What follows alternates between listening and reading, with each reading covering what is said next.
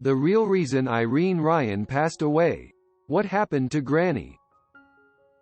Irene Ryan gave U.S. media a real treasure when she performed the role of Granny. It is a celebrated television series, which lasted from 1962 to 1971. We were given the riches of one performance, in that grandmother wisdom and humor to kick in.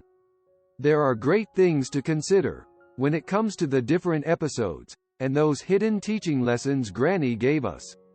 It was not in the tradition. Irene Ryan was born in El Paso, Texas, on October 17, 1902. She got her first taste of stardom at the age of 11 when she took part in an amateur talent show in San Francisco. Unfortunately, she didn't have the support of her Irish mother, who was fond of saying, "If you ever encounter the devil, it would backstage."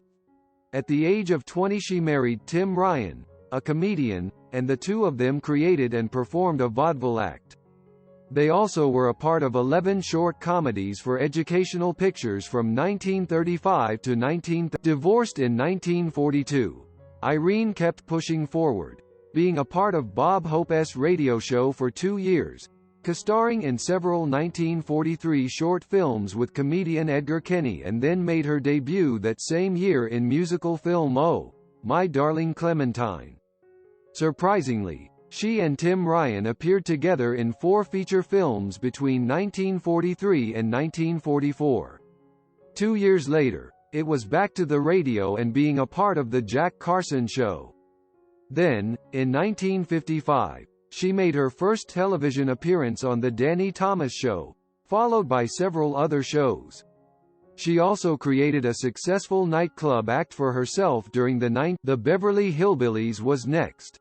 How do I feel about all this? She asked rhetorically in 1963. It's like I have gone to heaven. Honestly, it's so funny that I just sit and laugh. 6 months ago no one cared whether I was alive or dead. Now everyone I meet asks, "How old are you? Really, Granny?" The show is just so simple. Just good old-fashioned comedy.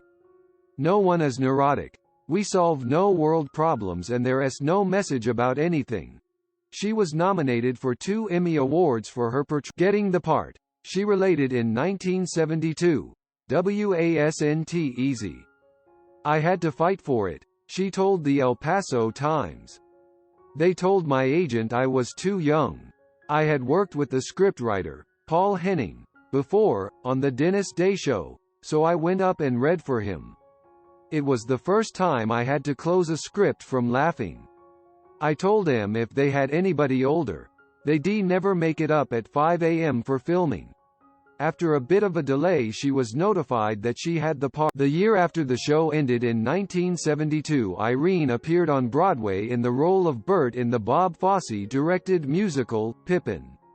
Sadly, on March 10, 1973 she suffered a stroke in mid-performance.